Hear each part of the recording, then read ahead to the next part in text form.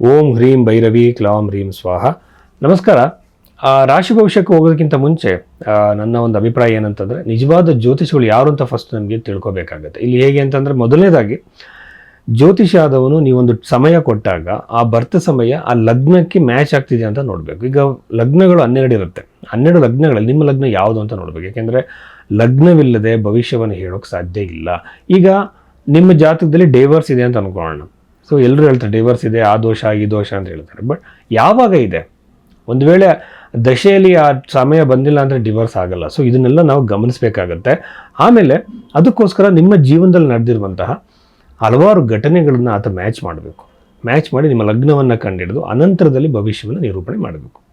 ಇದು ಮೊದಲನೇದ ವಿಚಾರ. ಎರಡನೇದಾಗಿ ಬಂದು ಜ್ಯೋತಿಷ ಆದವನು ಬಹಳ ಮುಖ್ಯವಾಗಿ ಪ್ರಶ್ನೆಶಾಸ್ತ್ರವನ್ನು ಅವಲಂಬಿಸಬೇಕಾಗತ್ತೆ, ಅಷ್ಟಸಾಮುದ್ರಿಕ ಅವಲಂಬಿಸಬೇಕಾಗತ್ತೆ. ಇದ್ರ ನಂತರದಲ್ಲಿ ಪರಿಹಾರಗಳನ್ನು ಹೇಳುವಾಗ ನಿಮ್ಮ ಸಮಸ್ಯೆಗೆ ಪರಿಹಾರ, ಈಗ ಕ್ರಿಯಾಮಾನ ಕರ್ಮ, ಪ್ರಾರಬ್ಧ ಕರ್ಮ, ಸಂಚಿತ ಕರ್ಮ ಅಂತಿದೆ. ಈ ಕರ್ಮದಲ್ಲಿ ಬದಲಾವಣೆ ಯಾರಿಂದಲೂ ಮಾಡೋಕ್ಕೆ ಸಾಧ್ಯ ಇಲ್ಲ. ಕ್ರಿಯಾಮಾನ ಕರ್ಮದಲ್ಲಿ ಕೆಲವು ಬದಲಾವಣೆಗಳನ್ನ ನಿಮ್ಮ ವ್ಯಕ್ತಿತ್ವದಿಂದ, ನಿಮ್ಮ ನಡವಳಿಕೆಯನ್ನು ಬದಲಾವಣೆ ಮಾಡ್ಕೊಳ್ಳೋದ್ರಿಂದ ಅದು ಕೂಡ ಒಂದು ಪರಿಹಾರನೇ. ಎಲ್ಲದಕ್ಕೂ ದೇವಸ್ಥಾನಕ್ಕೆ ಹೋಗುವಂಥ ಪರಿಹಾರ ಅಲ್ಲ. ಜಮ್ ಸ್ಟೋನ್ಸು, ನ್ಯೂಮರಾಲಜಿ, ಟ್ಯಾರೋಟ್ ಕಾರ್ಡು, ಆಮೇಲೆ ವಾಸ್ತುವಿನ ಬಾಲಿಶವರು ಪರಿಹಾರಗಳನ್ನ ಕೊಟ್ಟು ನಿಮ್ಮ ಜೀವನನೇ ಬದಲಾವಣೆ ಆಗುತ್ತೆ, ನಿಮ್ಮ ಹಣೆ ಬರನೇ ಬದಲಾವಣೆ ಅಂತ ಹೇಳೋದು ಬಹಳ ಸುಳ್ಳು. ಇದು ಜ್ಯೋತಿಷ್ಯಕ್ಕೆ ಮಾಡುವಂಥ ದ್ರೋಹ. ಇಲ್ಲಿ ಪರಾಶರ ಮಹರ್ಷಿ ಬೃಹತ್ ಪರಾಶರ ವರಶಾಸ್ತ್ರದಲ್ಲಿ ಕೊಟ್ಟಿರುವಂಥ ಪರಿಹಾರಗಳು ದಾನ ಮತ್ತು ಮಂತ್ರ ಜಪಗಳನ್ನು ಮಾಡೋದ್ರಿಂದ ಸ್ವಲ್ಪ ಪ್ರಮಾಣದಲ್ಲಿ ಹಣೆ ಬರಹ ಬದಲಾವಣೆ ಆಗ್ಬೋದು. ಅಂದರೆ ಆ ಕರ್ಮದಲ್ಲಿ ಬದಲಾವಣೆ, ಆ ಘಟನೆಗಳಲ್ಲೂ ಬದಲಾವಣೆ ಆಗ್ಬೋದು. ಅದಕ್ಕೆ ನಿಷ್ಠೆ ಇರಬೇಕಾಗತ್ತೆ. ತಾನು ಫಸ್ಟು ಧಾರ್ಮಿಕವಾಗಿ ಪ್ಲಸ್ ನೈತಿಕವಾಗಿ ಸರಿ ಇರಬೇಕಾಗತ್ತೆ. ಸುಮ್ಮನೆ ಯಾವುದೋ ಪೂಜೆ ಪರಿಹಾರ ಮಾಡಿ ಕೆಟ್ಟ ಕೆಲಸಗಳು ಮಾಡಿದ್ರೆ ಅದು ಒಳ್ಳೆಯದಾಗಲ್ಲ. ಈ ಥರ ಪರಿಹಾರಗಳನ್ನ ನೋಡಬೇಕು. ಜಮ್ ಸ್ಟೋನ್ಸು, ನ್ಯೂಮರಾಲಜಿ, ಟ್ಯಾರೋಟ್ ಕಾರ್ಡ್ ಥರದ, ವಾಸು ಥರದ ಬಾಲಿಶ ಪರಿಹಾರಗಳಲ್ಲ. ಇಷ್ಟು ಗಮನದಲ್ಲಿ ಇಟ್ಕೊಂಡು ಜ್ಯೋತಿಷ ಹತ್ರ ನೀವು ಹೋಗಬೇಕಾಗುತ್ತೆ. ತುಲಾ ರಾಶಿಯಲ್ಲಿ ಹುಟ್ಟಿದಂಥವರಿಗೆ ನಾವು ಹೇಳೋದಾದರೆ, ಈ ವಾರದ ರಾಶಿ ಫಲವನ್ನು ಹೇಳೋದಾದರೆ ಬಹಳಷ್ಟು ವಿಚಾರಗಳಿವೆ. ಇದರಲ್ಲಿ ಮುಖ್ಯವಾಗಿ ನಾನು ಗಮನಿಸಿದ್ದು, ರಾಶ್ಯಾಧಿಪತಿಯಾಗಿರುವಂತಹ ಶುಕ್ರ ಗ್ರಹ 2ನೇ ಮನೆಯಲ್ಲಿ 12, 2 ಮತ್ತು 11 ಈ 3 ಗ್ರಹಗಳ ಸಂಯೋಗ, ಯುತಿ ಅಂತ ಏನು ಹೇಳ್ತೀವಿ, ಅದು ಇರೋದ್ರಿಂದ ಈ ಮಿಕ್ಸ್ಡ್ ಆಗಿರುವಂಥ ರಿಸಲ್ಟ್ ಇವ್ರಿಗೆ ಸಿಗುತ್ತೆ. ಒಂದನೇದಾಗಿ ಬಂದು ಹಣಕಾಸಿನ ಲಾಭ ಆಗುತ್ತೆ, ಅದೇ ಥರ ಕಳ್ಕೊಳ್ಳೋ ಸಾಧ್ಯತೆ ಇರುತ್ತೆ. ಕೆಲವರಿಗೆ ಹಣ ಬಂದು ಸಡನ್ನಾಗಿ ಹೋಗ್ಬಿಡುತ್ತಲ್ಲ, ಈ ಥರ ಪ್ರಾಬ್ಲಮ್ಗಳು ಕ್ರಿಯೇಟ್ ಆಗುತ್ತೆ. ಆಮೇಲೆ ಪಂಚಮದಲ್ಲಿ ರಾಹು ಇರೋದ್ರಿಂದ ಮಕ್ಕಳಿಂದ ನೋವು, ಮಕ್ಕಳು ಆರೋಗ್ಯ ತಪ್ಪುವಂಥ ಸಾಧ್ಯತೆ, ಮಕ್ಕಳಿಂದ ಟೆನ್ಷನ್ ಕ್ರಿಯೇಟ್ ಆಗುವ ಸಾಧ್ಯತೆ ಈ ರಾಶಿಯವರಿಗೆ ಖಂಡಿತವಾಗಿ ಇರುತ್ತೆ.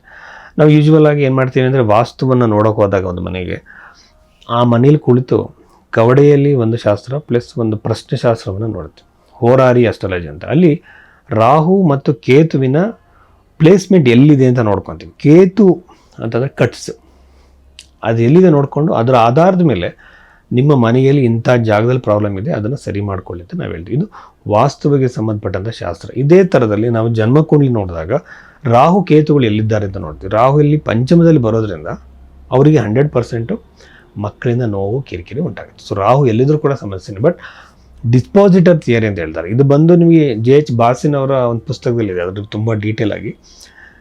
ರಾಶ್ಯಾಧಿಪತಿ, ಈಗ ರಾಹು ಎಲ್ಲಿದ್ದಾನೋ ಆ ರಾಶ್ಯಾಧಿಪತಿ ಮೇಲೆ ನಾವು ಫಲವನ್ನು ಹೇಳುವಂಥದ್ದು.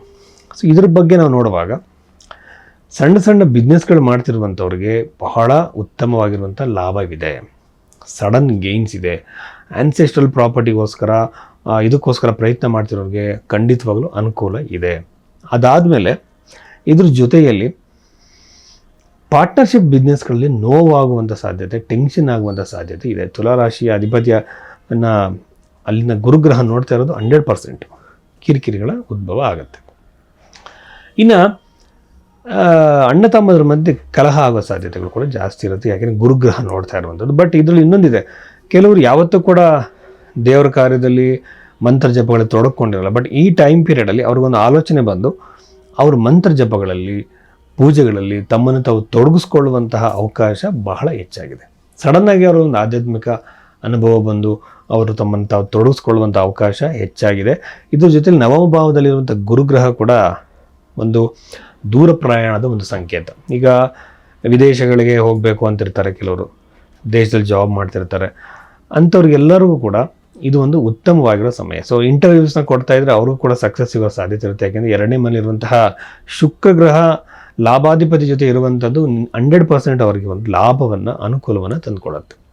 ಯೂಶ್ವಲ್ ಆಗಿ ಯಾವುದಾದ್ರು ಕಂಪ್ನಿಲಿ ಕೆಲಸ ಮಾಡ್ತಾ ಇದ್ರೆ ಅವರ ಬಾಸ್ಗಳಿಂದ ಅವರಿಗೆ ಒಂದು ಮನ್ನಣೆ, ಅವರಿಂದ ಒಂದು ಸಪೋರ್ಟ್ ಸಿಗೋ ಸಾಧ್ಯತೆ ಹೆಚ್ಚಾಗಿರುತ್ತೆ ಈ ಒಂದು ಟೈಮ್ ಪೀರಿಯಡಲ್ಲಿ. ಇನ್ನು ಬೇರೆ ವಿಚಾರಗಳನ್ನ ಹೇಳೋದಾದರೆ ಲಕ್ಷ್ಮೀ ದೇವಿಯ ಮಂತ್ರವನ್ನು ಹೇಳೋದು ಬಹಳ ಮುಖ್ಯ.